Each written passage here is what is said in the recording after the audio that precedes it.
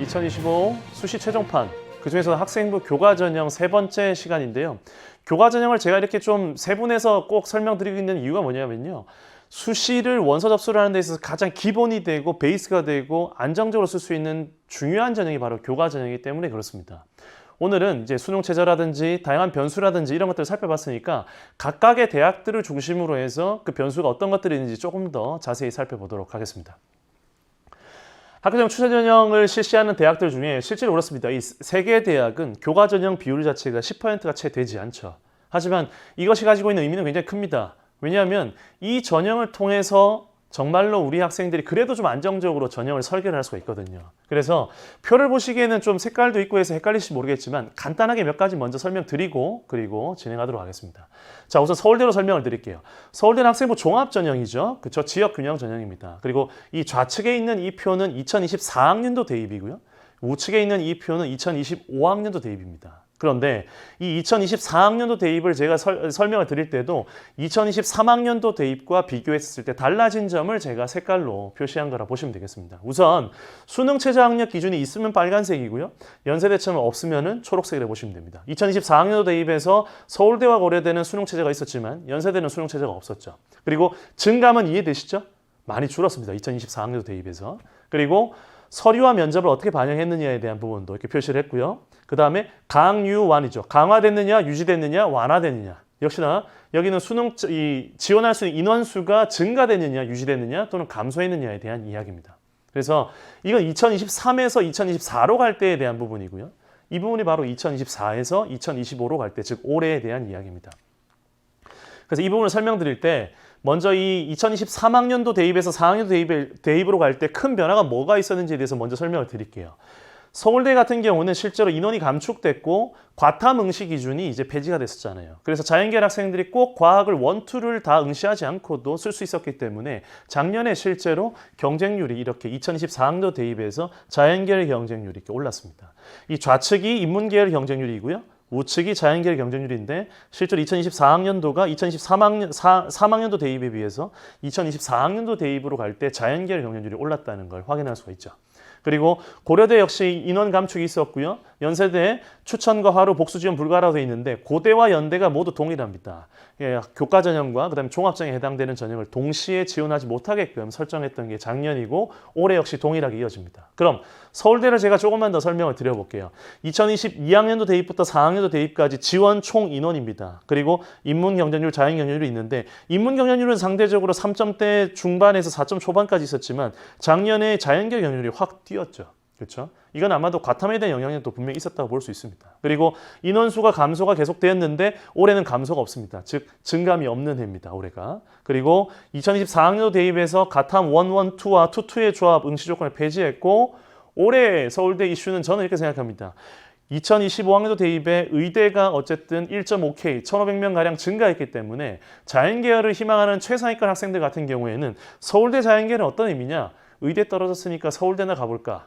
이런 의미가 될 수도 있습니다. 이게 굉장히 불쾌하게 들릴 수도 있겠지만 실제 상황이 그렇게 굴러가고 있습니다. 그 정도로 의대 증원의 영향력이 흔히 얘기하는 최선호 대학에 미치는 영향력이 크다고 보시면 되겠습니다.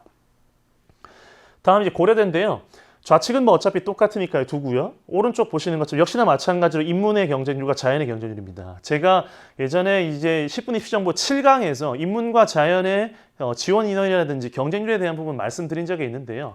지금 여기서도 분명히 티가 납니다. 어떻게 티가 나느냐? 인문보다 자연이 항상 경쟁률이 높고 실제로 공부를 더 잘하고 성적이 좋은 학생들이 더 많이 지원하는 편입니다. 그래서 작년은 고대가 굉장히 인원이 많이 준 것 같지만 보시는 것처럼 작년에 인원이 너무 많이 줄었죠.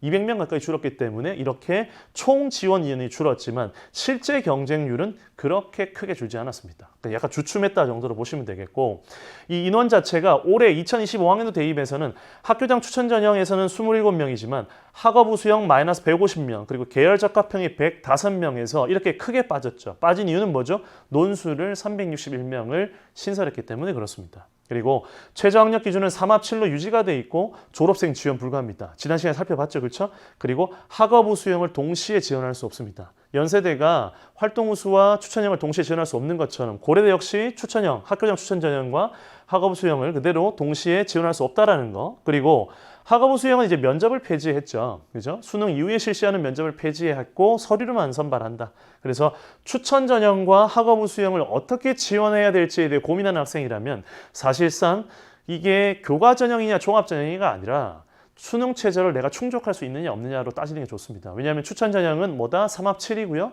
학업부 수형은 4합 8입니다. 분명히 최저의 차이가 있겠죠. 그렇죠? 거기에 맞춰서 지원하는 게 조금 더 합리적인 선택이라고 보시면 되겠습니다. 연세대입니다.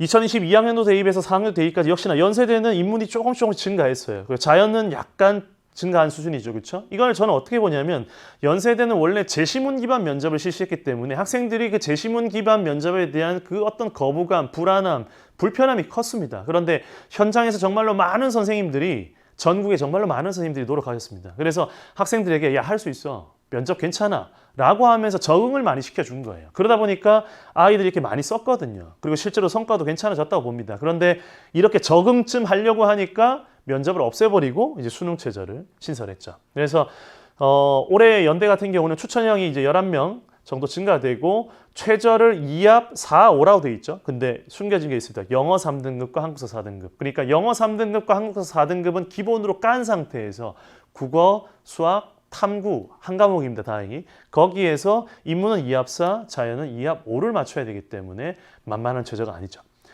과연 누가 더 부담일 건가? 작년처럼 면접을 실시하는 게 더 부담이었냐? 아니면 올해처럼 최저를 실시하는 게 부담이냐? 둘 다 똑같습니다. 제가 지난 시간에 한번 말씀드렸던 것처럼 연세대 수준의 대학이라면 어차피 최저를 거나 면접을 실시하나 심지어 두 개를 다 실시한다 하더라도 성적대는 크게 변화되지 않는다고 보시면 되겠습니다. 경쟁률이 과연 상승할까 올해? 그렇다면 부담스러운 면접이 덜어내고 최저를 신설했으니까 경쟁률이 상승할 것인가? 저는 개인적으로 상승할 여지가 좀 있다고 봅니다. 왜냐하면 이 연대 이외의 나머지 주변의 대학들이 면접 없이 수능 최저만 가지고 전형을 지금까지 실시해 왔는데 그 대학들은 언제나 연세대보다 경쟁률이 높은 편이었어요. 그건 뭐냐? 그 최상위권 학생들도 이 연세대 면접에 부담을 느꼈고 오히려 수능 최저가 더 수월하다고 생각하는 학생들이 조금이라도 더 많았다라는 걸 보여주는 거거든요. 그렇기 때문에 올해 제 개인적으로 볼 때는 작년에 또는 기존의 연세대 경쟁률보다는 조금은 더 상승할 가능성이 있지 않나라고 생각이 됩니다. 자, 이제 조금 더 가볼게요. 서강대부터 이제 이화여대까지 4개 대학입니다. 서강대, 성균관대가 23학년도 대입에서 24학년도 대입으로 갈 때 수능 체제를 완화했죠. 그래서 서강대는 3개 3등급, 성균관대는 3개 6 또는 7 등급으로 학과마다 좀 달리 최저를 설정했고요. 한양대랑 이대는 그렇게 큰 변화가 없었습니다. 작년까지는. 그런데 이제 올해 2024 대입에서 2025 대입으로 갈 때 이렇게 보시면 변화된 부분들이 보일 텐데요. 우선 서강대 같은 경우에 인원 자체가 굉장히 많이 줄었습니다. 지금 2,200명을 놓고 온다면은 이거는 거의 3분의 1이 날아가는 거죠. 그렇죠? 근데 이게 특히 어디서 그랬냐? 보십시오. 인문과 자연. 어디가 많이 덜어졌죠? 바로 인문이 거의 재작년에 비해서 거의 반토막에 가까이 됐습니다. 그러다 보니까 어떤 일이 벌어졌느냐. 서강대는 실제로 인문계열은 실질 경쟁률이 1대1밖에 안 되는 학과가 여러 개였습니다. 과연 올해도 그럴지 않을지 모르겠지만 이 최상위권 학과들, 대학들이 의대 증원으로 인해서 분명히 영향을 받을 거거든요. 이런 것들은 꼭 서강대가 아니라도 다른 대학 역시 이런 가능성을 배제할 수 없는 한 해가 되지 않을까 싶습니다. 성균관대입니다. 성균관대 같은 경우도 이게 경쟁률을 보시면 인문이 좀 주는 편이고요. 자연은 여전히 유지가 되는 편이라 볼 수 있겠죠. 정성평가 확대가 됐다 정도로 보시면 되겠고요. 그리고 그중에서도 학업 수월성이나 학업 충실성을 이게 10%씩 반영한다 보시면 되겠고 성균관대가 독특한 점이 뭐냐. 제2외국어나 한문을 탐구 한 과목과 대체할 수 있습니다. 그러니까 제2외국어를 내가 탐구 한 과목보다 더 잘할 자신이 있는 친구라면 제2외국어를 통해서도 성대 지원에 활용하시는 것도 좋은 방법이 될 것 같습니다. 자, 다음으로 이제 한양대입니다. 한양대가 사실 올해 변화가 좀 큰 편인데요. 보시는 것처럼 여기 인원 자체, 지원 인원 자체도 좀 줄기도 했지만 종합 전형에서도 교과 전형에서도 추천형을 신설했습니다. 여기 보시는 것처럼 교과 추천형이 신설됐다는 이유는 뭐냐면 바로 최저학력 기준을 드디어 걸기 시작한 거기 때문에 그렇고요. 밑에 이제 종합 전형도 역시 추천 전형인데 역시나 최저학력 기준을 걸고 있습니다. 재밌는 건 뭐냐? 교과 전형도 제적 인원의 11%, 종합 전형도 제적 인원의 11% 한해서 지원할 수 있기 때문에 동시 지원이 가능해요. 동시 지원이. 그 부분을 좀 확인하고 계시면 좋을 것 같습니다. 그리고 교과 정성평가가 한 10% 정도 반영되고 있다. 자, 2025학년도 대입은 이게 연세대와 한양대가 저는 키라고 생각합니다. 왜 그러냐? 지난 시간 기억하시면 모르겠지만 바로 3, 4분면에 있던 연세대 한양대가 2, 4분면에 올라왔어요. 2, 4분면에 올라왔다는 얘기는 뭐냐? 어쨌든 없던 최저를 신설했습니다. 없던 최저를 신설함으로 해서 여기는 서울대부터 시작해서 고려대, 연세대, 서강대, 성균관대, 한양대까지 모두 다 최저를 걸고 있습니다. 그리고 그 최저 학력 기준의 수준이 되게 비슷해요. 그렇다면 학생들 입장에서는 지원할 때 어떠냐? 내가 어차피 이 정도 최저를 만족할 수 있다면 A 대학보단 B 대학, B 대학보단 C 대학, 내가 생각할 때 더 선호하는 대학을 쓸 가능성이 분명히 오래 있습니다. 그렇기 때문에 이 연세대와 한양대의 경쟁률이 과연 어떻게 변할까에 따라서 주변의 대학들에 대한 경쟁률이나 입결 역시 따라 변할 수 있을 거다라고 생각이 들고, 이렇게 좀 단순화된 거죠. 그런데 왜냐, 쭉 다 그냥 교과에다가 그 다음에 수능 최저거든요. 물론 서류가 조금씩 있긴 하지만 굉장히 단순해요. 단순하지만 단순하다는 게 꼭 쉽다라는 건 아닙니다. 여러분 수능 최저가 만만치 않다는 거 느끼고 있죠. 지금 당장 이 강의 끄고 수능 최저 준비하러 가셔야 됩니다. 사실은. 그렇죠? 대부분의 학생들이 그럴 거예요. 게다가 이 대학들은 대부분이 고3 현역만 쓸 수 있는 대학들입니다. 서울대부터 성균관대까지. 한양대는 이제 재수생까지 쓸 수 있죠. 자, 이화여대입니다. 이화여대는 전통적으로 변화가 거의 없었던 대학인데 올해 2025 대입에서는 조금 변화가 있습니다. 그래서 실제 지원 인원을 보셔도 23학년도 대입, 22학년도부터 24학년도를 볼 때 퐁당퐁당이라는 표현을 저는 쓰거든요. 좀 많이 적게 썼다가 그거 보고 입결 보고 다시 또 좀 많이 썼다가 안 되겠다 싶어서 또 좀 적게 썼다가 작년에 좀 적게 쓴 해죠.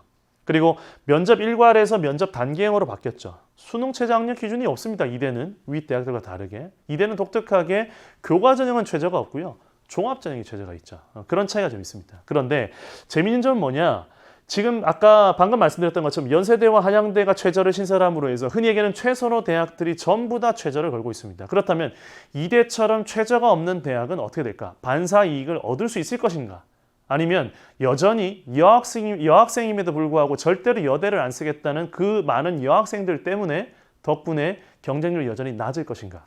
그건 나중에 지켜봐야 알겠지만 올해는 어쨌든 작년의 경쟁률이 워낙 좀 낮은 편이었기 때문에 아마도 작년에 비하면 올해 경쟁률은 조금 더 높지 않을까? 그렇게 조심스럽게 한번 예측해 봅니다.